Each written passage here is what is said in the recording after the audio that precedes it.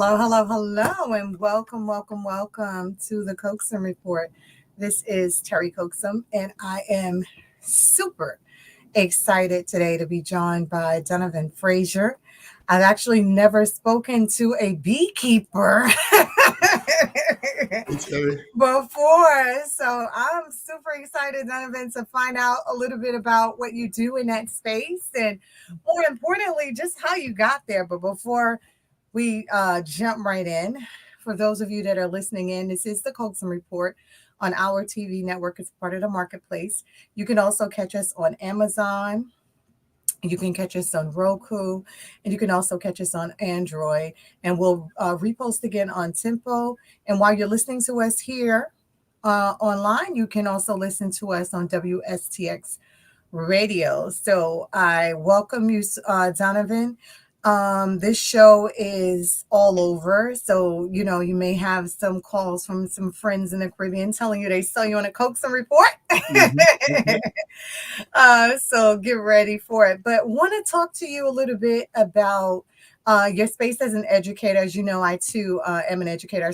I teach at Mega Rivers College. So want to talk to you a little bit about some of the barriers to access in both spaces. One, in your farm, and then two, academically, because you've chosen a field to tutor in and to train and to educate in math. And all the stereotypes around Black and brown people in math. So Mm-hmm. tell us, who is Donovan Frazier? And of course, I see you repping your fraternity. Of course, Phi Beta Sigma. Yes. It goes notice. I'm seeing you.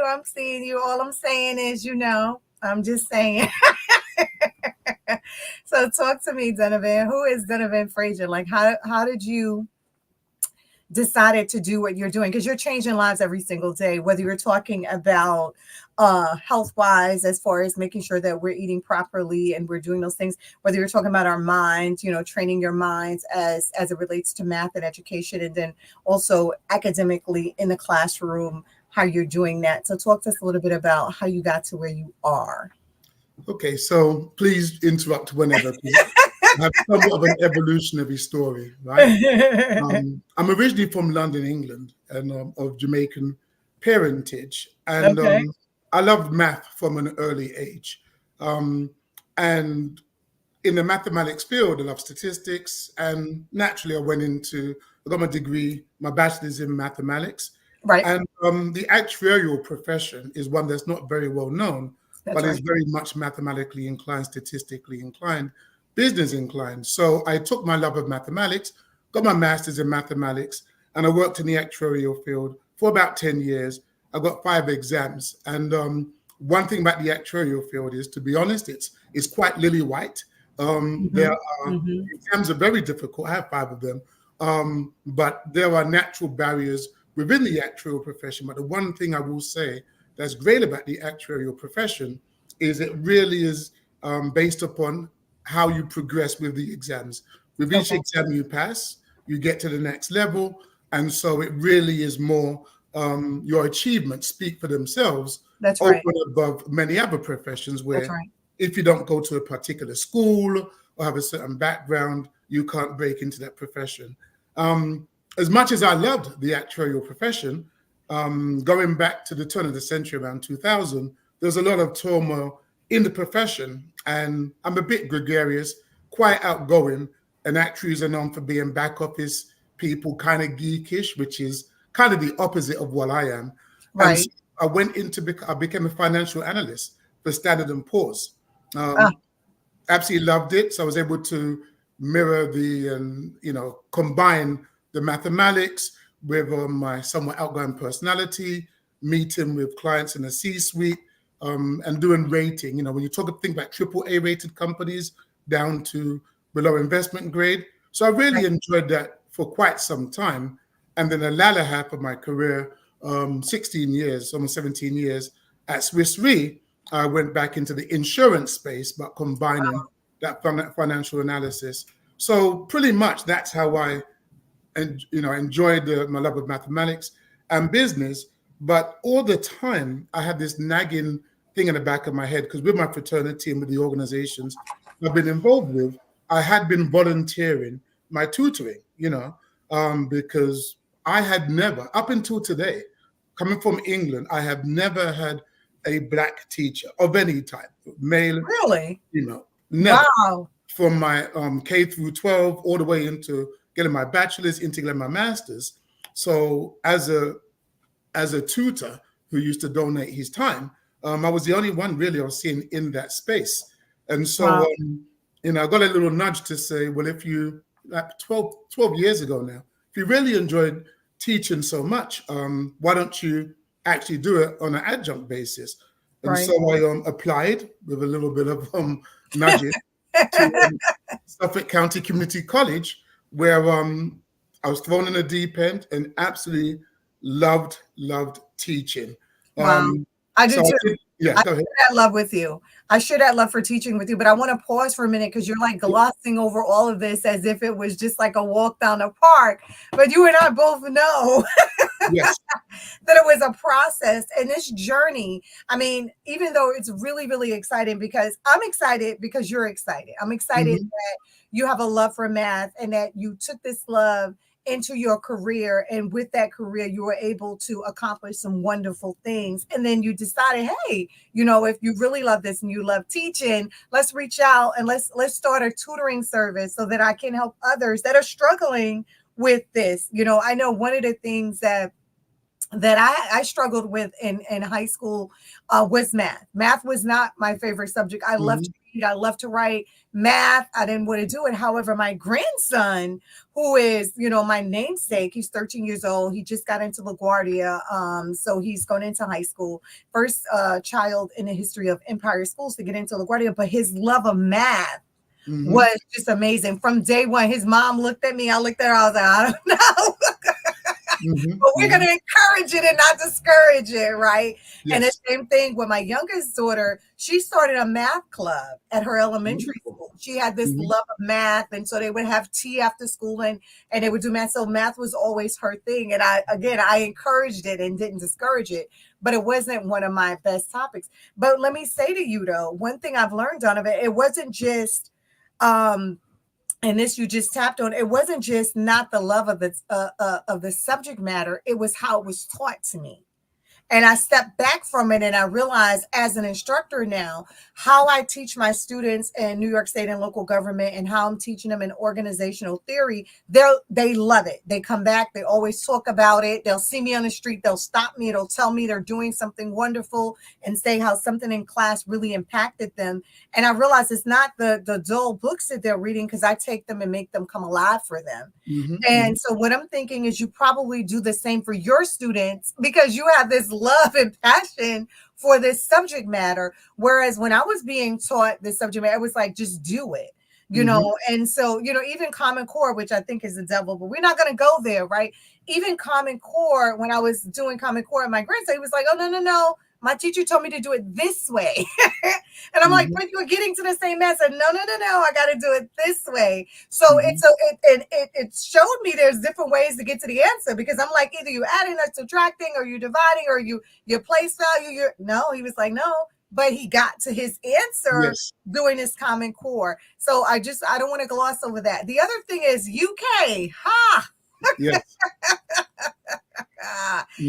Wow. So again, so you are not just breaking barriers as far as education. I mean, UK, K through 12, masters and beyond, doing all these wonderful things, teaching at Suffolk Community College, teaching at other places, and this love you bring along with you. I dare say that is a barrier. All of these barriers you were able to break in order to come to where you are now, which is tutoring. And not just tutoring something that you love to do, which is the subject matter of math, and making sure that individuals are getting it. Because the foundation, I just had a conversation. My 5-year-old is in kindergarten, and I was just saying to his teachers, he has to have the foundation. Like if a tree doesn't grow without roots, right? Yes. So he needs those roots in order to be able to grow into the academic genius that he will be later on. But we have to think of creative ways because he thinks differently. He's not just going to get it. Aha. Some of us do, some of us don't. So talk to me a little bit about, so you achieved all these barriers, you broke all these barriers, right? You're now in a space where you are teaching at the college, but then there's this love, there's this extra love. So the mathematics, right? You're like, wait a minute, there's some other things I can do. Now you're tutoring as well. So Yes. talk to me a little bit about how that, what are the age groups that you're tutoring? How are the young people showing up? Was it in my situation was more like the foundation. I grew up in South Carolina. Okay. And so, I have to say the assessments that I took were not towards my culture. It didn't speak to my background, my culture. It didn't speak to me. So I just did it for the sake of doing it. A lot of it was by memory. And when you get older and you start doing all these wonderful things, especially when you start training to teach other people, you realize you're like, wait, that wasn't really teaching me. That was helping me to remember so that I can be successful in an assessment. How do you, in math, you can't do that. There's no memory game in math. In math, you have to know it. Like you have to get to that. And that's a good thing about math. It's definitive, right? So how are you getting those young people that show up to you? How are you giving those fundamentals, giving them the roots? Because a lot of us don't have that root, putting that root in the ground so it can grow into this tree. Okay.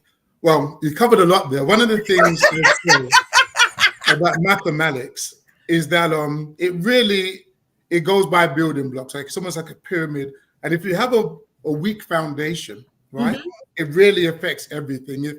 If you don't know rudimentary math, you cannot move on to algebra. If you don't understand algebra, you can't move on to geometry. That's right. What I find in a lot of educational systems is about rote memorization. Yeah. It's not about why something should be done a certain way. It's learn it this way. And one of the things I love about being at a community college is that there really are a lot of different diverse cultures that come together.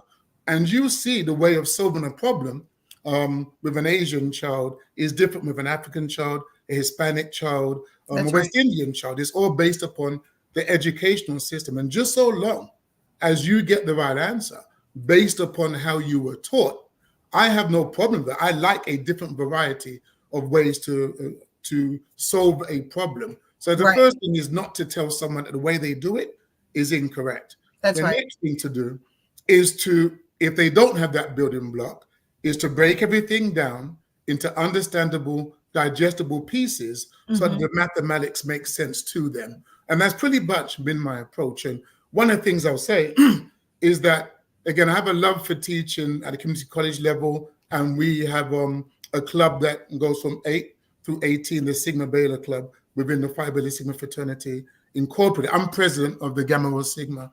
All right, shout out to the Sigmas. Part of my Divine Nine family. There you go. But the whole thing is to make certain that we are able to help children from, like I said, from the age of 8 through 18, and at any level of math along the way. And one thing I think I bring that's somewhat unique is that not only teaching from tutoring from a young level, but I'm also on faculty at Columbia University. That's right. At School for Professional Studies. And so it may seem far-fetched between... it's not. Yeah. I taught in professional studies as well. It's definitely not far-fetched. And the whole idea of professional studies is similar to, I know Common Core, I know what you said about Common Core. The idea behind Common Core is to have that type of understanding of what you're doing rather than rote memorization. Why are you doing it and how do you get to these particular answers? And that's what I like about it. And in the School for Professional Studies, that's what you're doing, right? It's like, okay, you've learned this theory. Okay, how is that applied in the business world? How is it applied in the real world? How is it applied in a capstone program? So I was in corporate America through September last year. And one thing in all transparency is the older you get in corporate America, the more expensive you become, right? That's right. And so because there's a number to that expertise. That's yes, there is. Whereas in education, I kind of find this, not talking about the K through 12 system, because we know also that in New York City we know how the salaries go. But when it comes to higher education, I find that us people who have some gray hairs and such is somewhat more respected.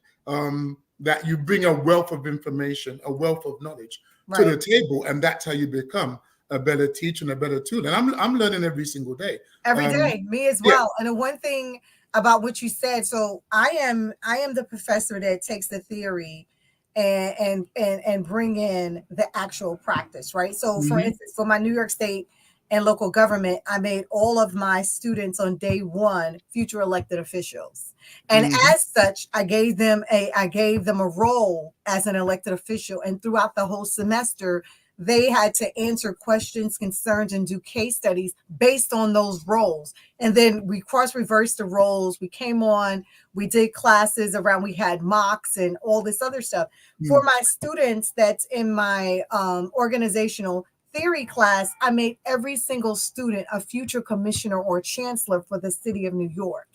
Everyone had a role that they played. So if someone came on, so at the beginning of each class, I make my students give a clip. They have to give a newspaper clip of something that's going on in the world relevant to what we're learning in class, right? So when we're in class, I let them pick any topic they want to, because in organizational theory, it's all organizations across all spectrums all over the world.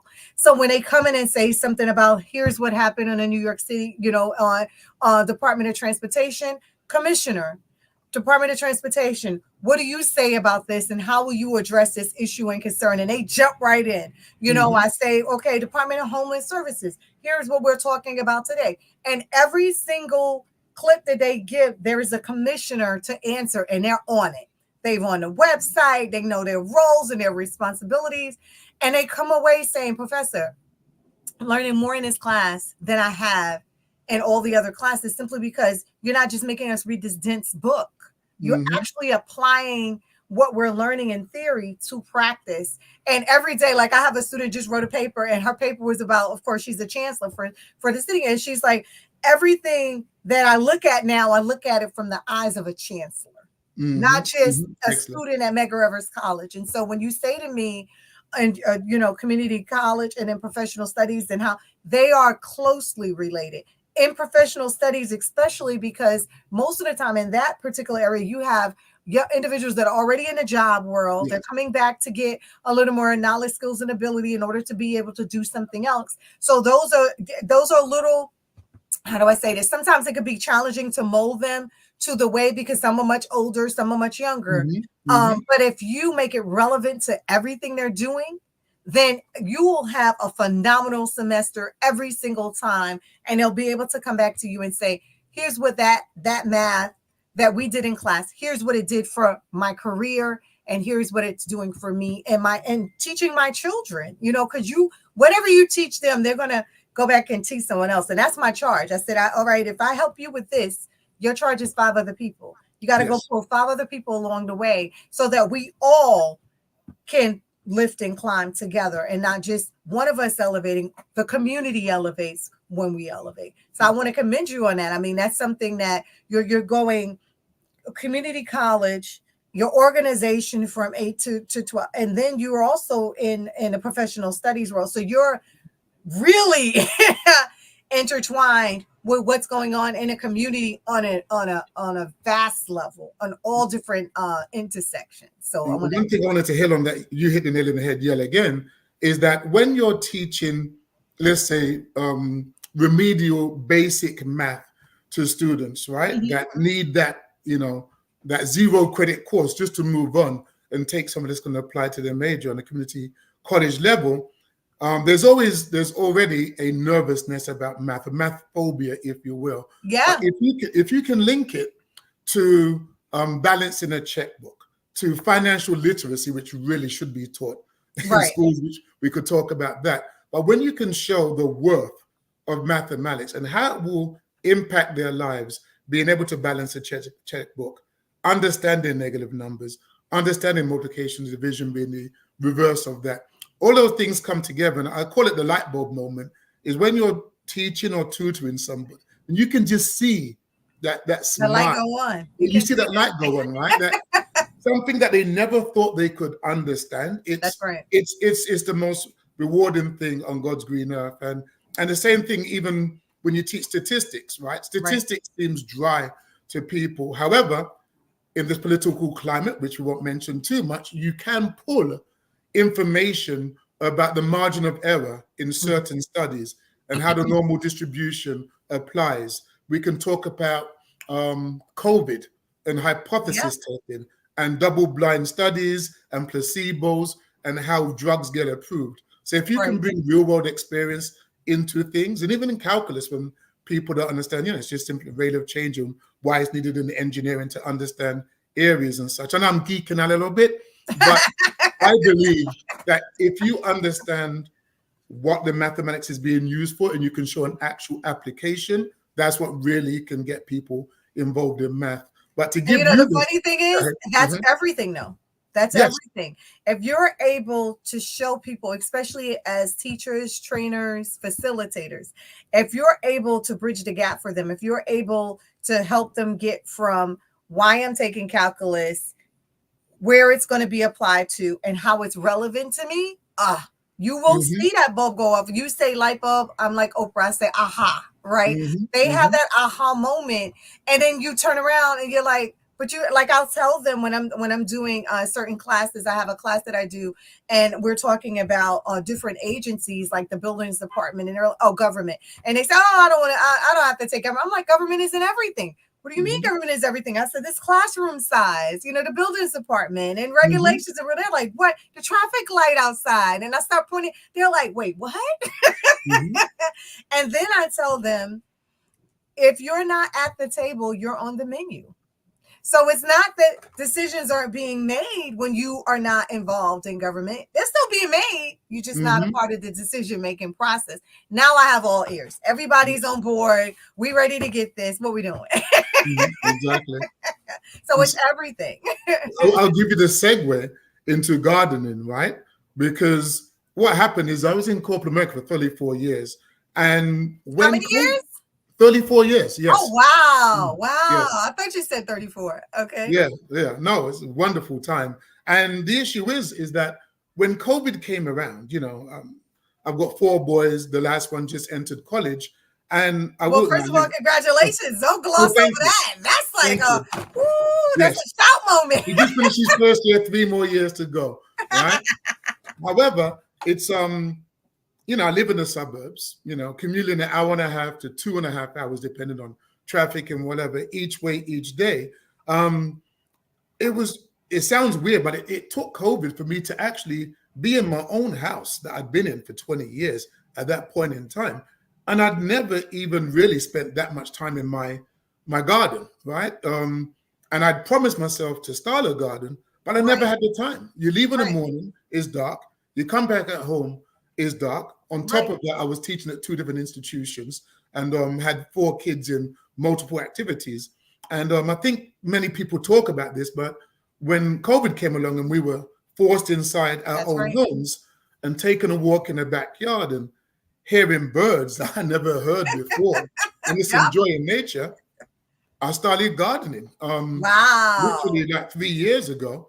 And it's such a therapeutic thing that you end up planting more than you need. So I was like, okay, you give stuff away, and then you're like, okay, I need to donate this stuff. So I started to donate the excess from my backyard farm, as I call it, while it isn't incorporated on 501c3 Fraser Farms Inc. Yes. But then I was speaking to my fraternity brother, Dr. Kwesi Amoa. He's actually the first vice president of the Gamma Sigma alumni chapter. Another shameless plug. Of course. He has an APV.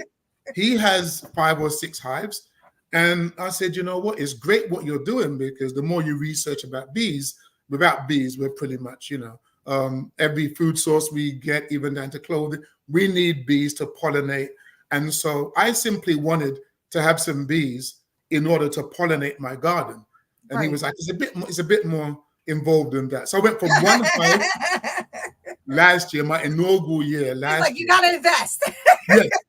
I have 4 hives now, right? And also, first of all, let's pause for a minute because I see my sorry. producer said we got to take a quick break, got a quick commercial break. We'll be right back and talk about how you got into gardening and what you're doing. We'll be right back.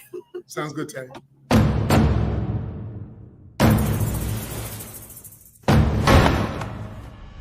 Time. It has a different meaning in the U.S. Virgin Islands. It goes backwards, forwards, it stops.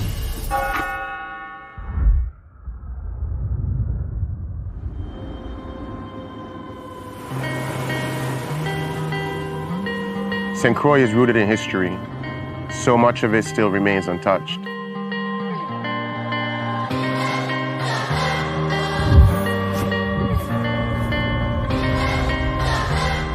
I remember running on these streets as a kid. This shop was right down there. It opened the same year I was born.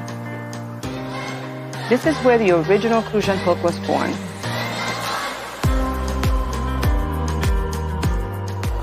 It's the symbol of these islands. And I wanted to have my hands in that very same history. I want to be able to pass it down to my family while still putting a new spin on it. The U.S. Virgin Islands, we have an amazing culture that developed over time from all over the world.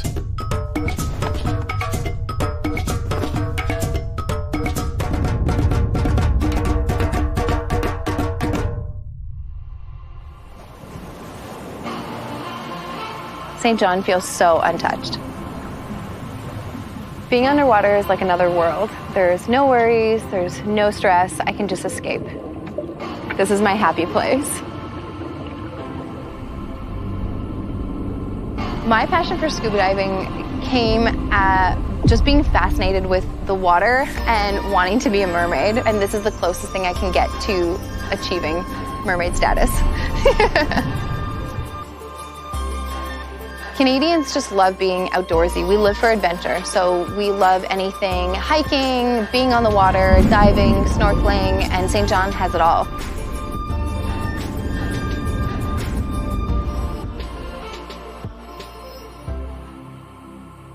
It's like some spirit is protecting the island and keeping them raw.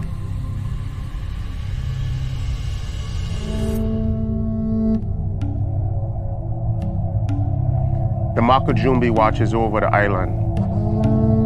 From up there, they keep the evil spirits away.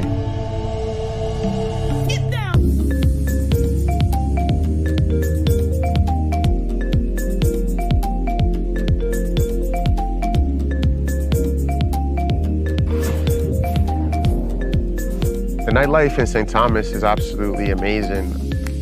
There's always something going on. Everyone comes together to dance and catch a vibe. We're always celebrating. We celebrate freedom, culture, the food, the smell, the music. It's always a celebration. The people here are probably the most priceless thing because they keep the culture going. There's so many different influences on these islands. Food from all kinds of countries coming together in new dishes. All of us came from somewhere, but all of we call this home. The VI is a new melting pot. This is where the past and the future comes together.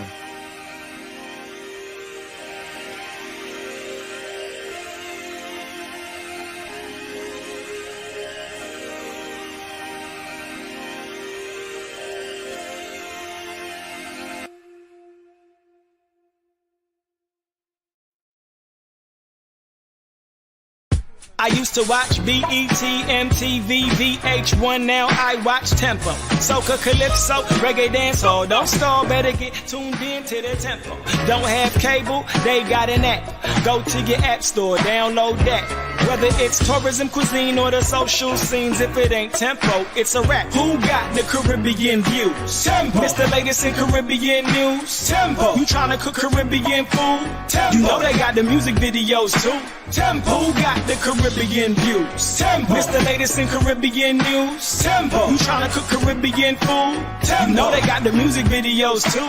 Tempo.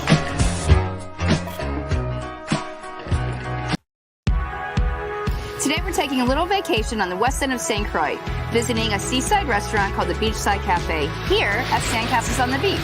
The atmosphere is just wonderful. You just feel very welcome when you're here. Hi!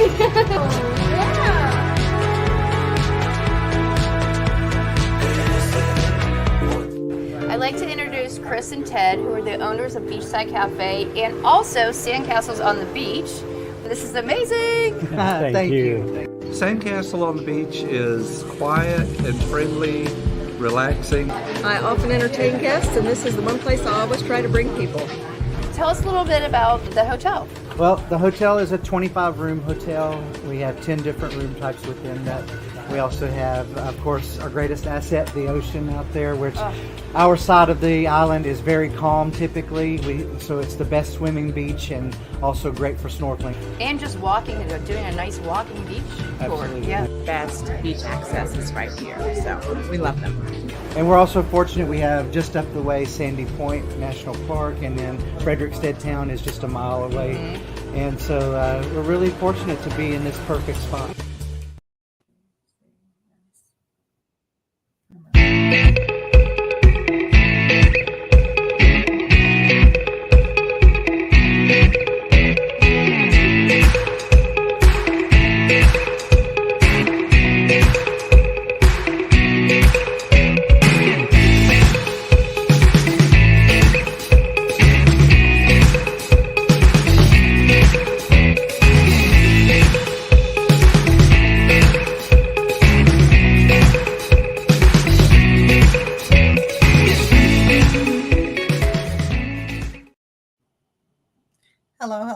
Hello, and welcome back to the Coaxum Report. So we are on now with Donovan Frazier.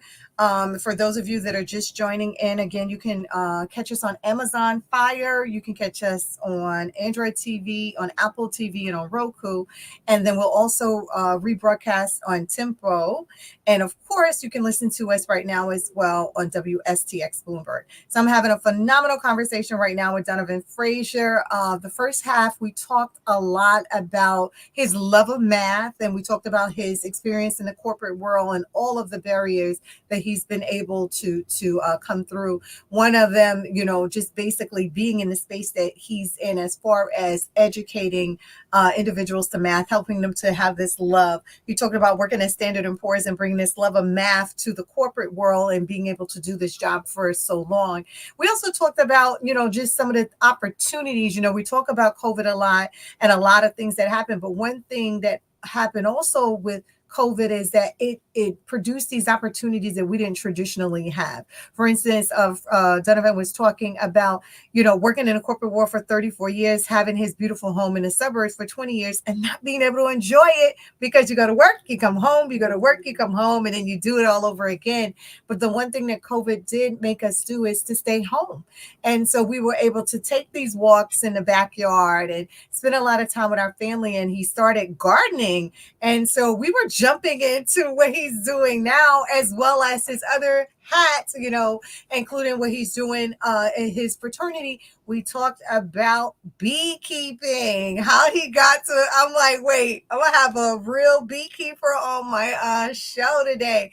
So we were going to talk about, being in that space and how his fraternity brother introduced him to this experience and, made sure that he understood that it was also a commitment, and it's therapeutic. Gardening is therapeutic for some. For me, not so much. I don't have a green thumb. So, don't give me your plants or anything. You would not be happy. But Donovan, on the other hand, is able to have this garden so much so, and he doesn't realize this, but we talked a little bit on this show about food insecurity. And in fact, I'm being honored by the Campaign Against Hunger, and they're really big at making sure that we are getting fresh fruit and vegetables to those that are in need, including having an online store that seniors can go into and they can pick all of these fresh fruits and vegetables and have them delivered to their homes. And so, being a planter, that's what they call the honorees, the planters. So planting a seed in a community to make sure that there is opportunities for others. And you're doing that. You're physically planting those seeds in the ground, having them grow. And you were telling us about so much that is growing in your garden that you're now donating to individuals to make sure that they have, the love of the experience as well, fresh fruit, fresh vegetables. And then we're beginning to talk about how you became a beekeeper. What does that really mean? And what are you doing moving forward? So we talked about barriers, and now we're going to get into more of the joy of what you're doing as far as some best practices and some big ideas. But tell us a little bit about beekeeping and how did you get to where you are right now in that space? Okay. So again, this is relatively nascent for me. However, as I was saying, so I'm in the suburbs. I live in Dix Hills. I have a pretty sizable backyard, and I just wasn't utilizing it. So I've put quite a portion of it towards growing vegetables. And I guess the last 2 years, the weather's been a little bit crazy, let's say. And so some of my plants need to be pollinated by bees. You can hand pollinate, where you literally take a Q-tip from the male flower and take it over to the female flower to ensure that they get pollinated. And the more I research, because otherwise you just end up with too many, female flowers, no male flowers, and then you don't get the fruit. You don't actually get the vegetable. And so as I was researching more about it, again, one of my fraternity brothers, Dr. Coaxum Report, he said, well, he has bees. And I was like, I've never heard of such a thing in a suburban environment, right? And so I got the one hive, and the more you learn about bees, and I'm going to geek out again, they are the most incredibly sophisticated architects of nature. Honey is a superfood that has so many benefits. You going back to Egyptian times and mummification, and the first wine is mead. It's from honey. So the more I learned about it, I thought I was just going to have bees in order to pollinate my plants. Instead, I got a package of 3,000 bees, which is it comes in the mail, right? So the package comes in the mail. Package. So you have a gauze package with maybe 15 inches by 9 inches high approximately. There's 3,000 bees in there. The queen bee is segregated from them because they have to eat their way through to get to the queen bee. So long story short, I joined the Long Island Beekeepers Club. And great mentors there. There is such a thing, guys. Yes. So if we talk about the fact, not many Black people in STEM and as math professors and such, myself and Dr. Kwesi might be the only two people of color at the Long Island Beekeepers Club. Barriers. There are barriers, but it's incredible. But this fascination and taking a beekeeping course, and you see it as it begins to grow, and then so I'm like, okay, so now I have pollinators, but now I have honey. So I let them keep, honey is what they use obviously to eat and such, but they produce an excess, just like a cow can produce excess milk, and it's a delicate balance to ensure they have enough honey. So how do they produce honey though? Is that there is something special that you give them to eat so that they're... This is the beauty of nature, right? Left to their own devices, they produce honey, they eat the honey. All they really need is a water source. That's what they use to process the honey. But they go out, they'll get the pollen, they'll get the nectar, they'll bring it together through this incredible physical process through their bodies, and they secrete and produce honey. And again, it's really geeky stuff, but when they say working like a bee, all these female worker bees go out and live maybe, 3 to 6 weeks in the summer, and they literally work to produce maybe each bee, maybe a thimbleful, maybe a small teaspoon of honey, and that goes to the entire hive. So last year, as I learned more and more about this, they say the first thing is to get your bees through the winter in the Northeast. So get them to a certain place.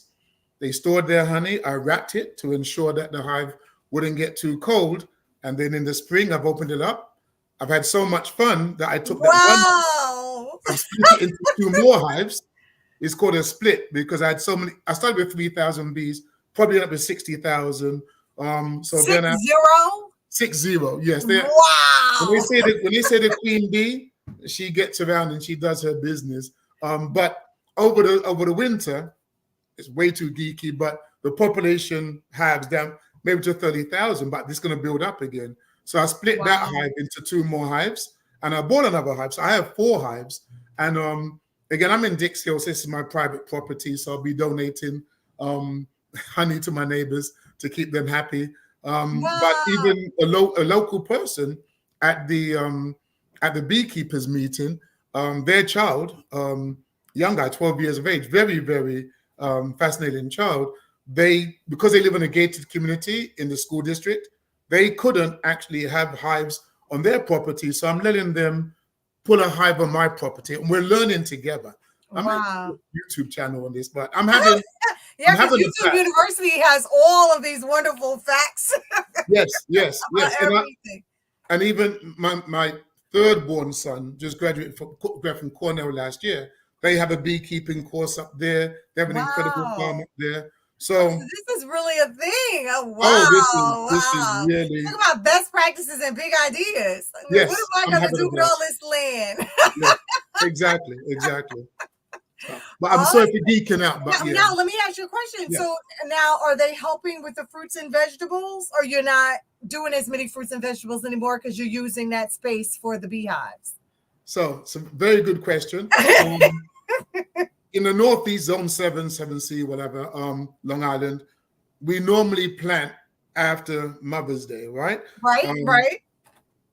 I've been, to go back to the first half of our discussion, when I retired from corporate America last year, right, through a mutual agreement, I decided to take off a year, right? So this is September last year. So this past semester, taught at 2 institutions, but really I was tutoring because I really wanted to take myself back to school. Because when you're a tutor, whether someone walks in needing help at a GED level, or whether they need to go to calculus and beyond, linear algebra, whatever, you have to be able to tutor any level. So I wanted to be able to do all of that. And all this time I thought I'd have, and this is a long-winded answer to your question, I have yet to start planting. So this week, Monday, the Mother's Day just passed, so I'm not too late. But this week, Monday was my last tutoring at the community college. And I don't start teaching again at Columbia assisting until Tuesday of next week. So this week, I'm getting all my stuff done. I did a lot more from seeds last year. I used a lot more seedlings. But yes, once everything's planted and flowering, I expect my bees are going to help me out in a very big way. Oh, however, I do have fruit trees. So my peach trees, my cherry tree, and my apple tree, my nectarine tree, my elderberries, they are coming in. They are coming in. Wow. Yes. Wow, that's amazing. And I made wine for the first time last year. Elderberry wine, elderberry port, and peach wine for personal consumption and friends. Oh, wow. That sounds amazing. I'm having a blast. Listen, you're never too old to just do all these wonderful things with life. You know, some people think after you get a certain age, no. There's so many more things to discover. So one of the things that I'm going to say to all of those that are listening today, one, I'm super excited to walk with you on this journey to just figure, how did you get to being a beekeeper? But more importantly, now you're not just a beekeeper, you're part of the Beekeepers Club. You're also helping a community and helping others that want to get involved in this craft. And then aside from doing that, you have a peach tree, elderberry tree, and you have these fruit trees that are there, and now you're taking on something else. You're discovering how to create your own version of the wine that you want to consume. I mean, this is amazing. This makes me understand that there's just so many wonderful things in the world for us to do, and there's no lack of money. Like, there's so many things that we can do to build wealth, and you can do it and enjoy life at the same time. So it doesn't have to be that same everyday in and out robotic feeling, right? So I'm getting to the best practices, big ideas, and more importantly, the solutions at the end of the day. You can have your business and have your life. And it Yes. doesn't have to be a quote unquote balance. You can integrate your business into your life into your business, and be able to enjoy all of it. So I am super excited. Like, I'm like, all right. Yes. But to your point, right? People talk about vocations, avocations, right? It's a Right. very hackneyed quote and used a lot from Confucius from thousands of years ago. But the statement, if you do what you love, you will never work a day in your life. That's Now, right. just make certain there's no West Indian parents who hear that and think I'm telling their children to go off and do 6th century Chinese pottery and make a living. No, that's not what I'm saying. I'm saying that we as a people, I believe we need to monetize the degrees that our children get, right? Because it is so expensive to go off to college nowadays, but you Yes. don't necessarily have to follow that quote unquote model, that traditional model, right? If you love working with your hands, love tinkering with certain things, we have BOCES right here, vocational type of, I know many people, for example, whether they're master electricians or master plumbers, who are making 6 figures and doing far better and are happier than people who thought the thing to do was to go into business or become an attorney or become a doctor because that's what they thought they should do. So I would say that enjoy what you do, love what you do. You do need to make money doing that, but always have alternate income streams, and your wealth is your health. Diversified. Yeah, wealth is your health. I love that. I use that on the show a lot. And the other thing is that you have to work your business, and you can't let your business work you. So Yes. a lot of times we'll get into business fields and we just run. It's like I heard a story of the master. He was writing down everything he wrote down, everything he spent, but he never stopped to calculate the amount, and he never stopped to figure out how to build wealth from that. And so what I say to my soulpreneurs, especially who come on the show with, talking about their barriers, best practices, and big ideas, is I talk to them a lot about integration, putting themselves first, building wealth, but also enjoying life. Because like you said, and I say it a lot on the show, your health is your wealth and your wealth is your health. And it's both ways, right? There is no way around that. And so we have to really put into ourselves what we need to get out of ourselves to do the things we need to do. And so if you are a doctor or a lawyer, you still have to have time to do the things you love, because that makes you want to get up and, like you said, go to work every day. It's not work when you love what you're doing. Like, I love what I'm doing. I love teaching. I love training. I'm training foster care providers on productivity and time management and stress management. I have entrepreneurs. I have different trainers in the New York City schools doing martial arts, steel pan.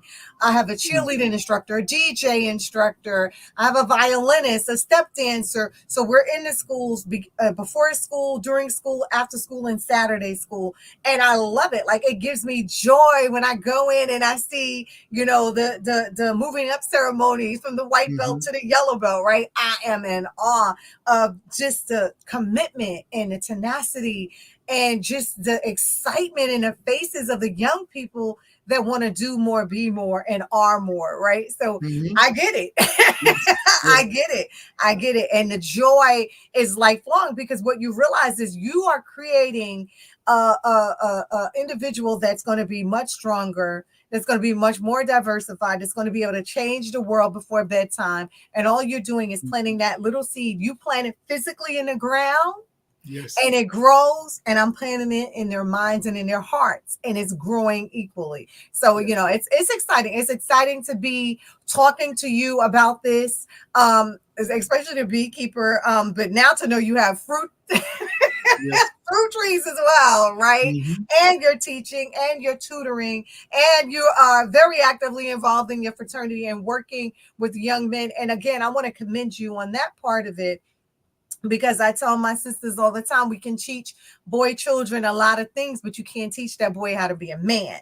And so having the fraternities at the forefront, taking the young men by the hand and showing them how to be men is priceless. invaluable and very necessary. So I do want to commend you and the fraternity for doing that, because it is really, really much needed. And so, all of the things that you're doing, all of the things that you want to do and will continue to do, I hope you tag us in.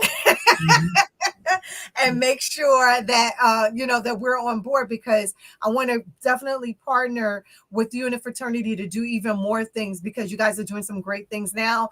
And adding this, even showing the young men that you're tutoring, there is this pathway that they can experience, is going to really change their lives. Because a lot of times, traditionally, like you say, we're looking at our children and they'll say to me, I'm going to be a basketball player. Nothing wrong with it, but there's other things. You can be the manager of that team. You can be the owner of that team. Better yet, you could be the franchise owner, or you can own the space that the team plays in.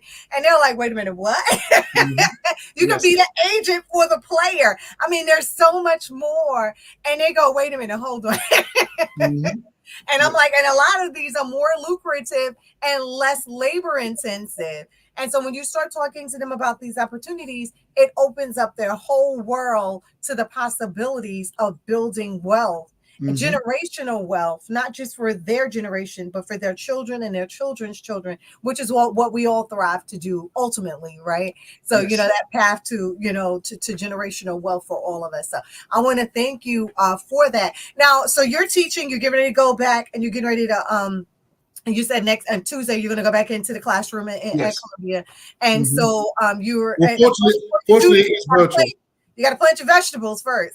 Yes. Well, fortunately, right? It's virtual. It's a virtual classroom, so I'm very happy about the one. Oh, good. And that's another thing that COVID has really did for us, right? It gives us an opportunity to touch the world.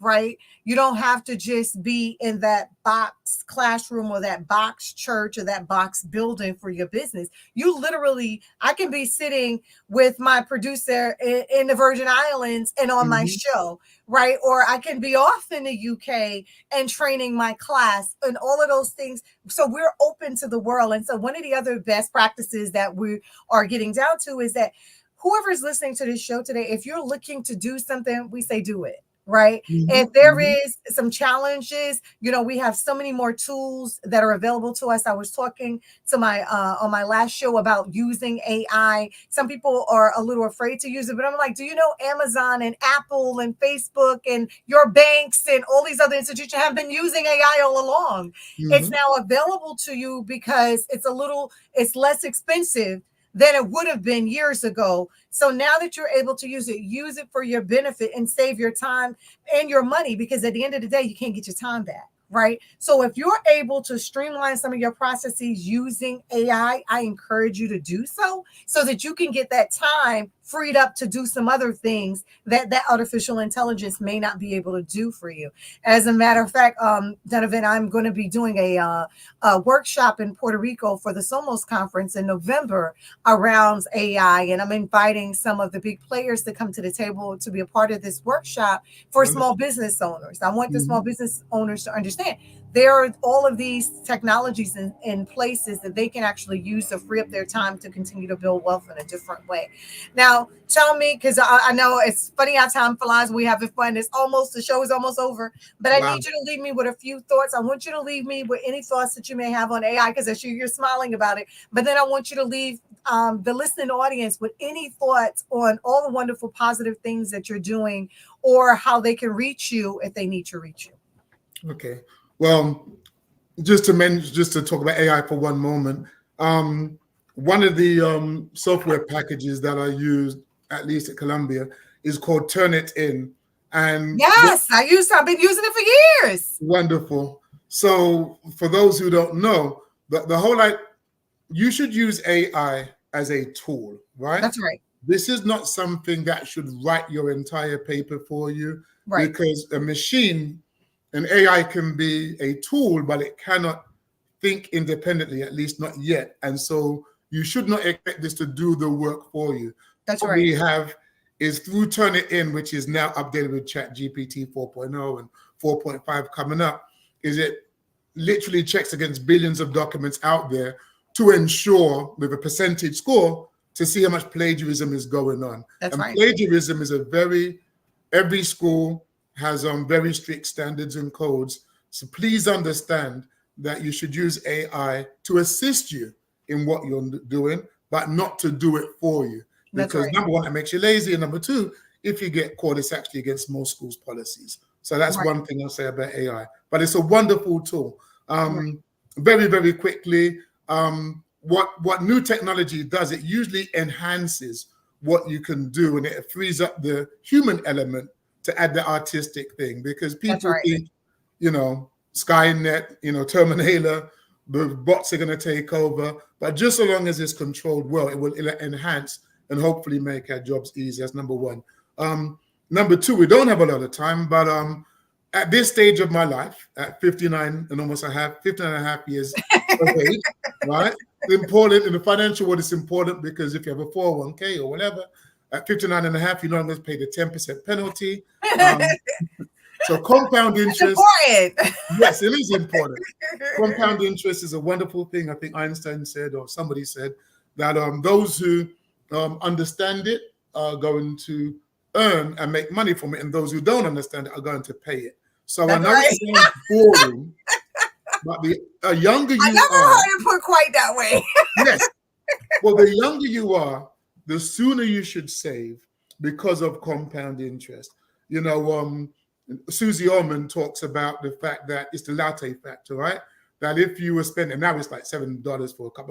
If you bought a cup of cappuccino, $3.75 a day for a 30-year period of time, so how much money would you save? Well, if you assume the stock market can average between 9 and 12%, you'd have $1 million saved over a 30-year period. That's right. So we're going to end on that note. You can save $1 million. Yes, you can save $1 million. Oh, and seeing as you quoted, let me quote Shirley Chisholm, who said that service is the rent we pay for our time here on earth. So that's what the most important thing is to do service, community service, and that's what we're all about. And that's where I'm deriving my fun in life. And as we lift, we climb. So thank you very much for being on the Coaxum Report, and I look forward to talking with you again soon. Take care and be blessed. Have a good one.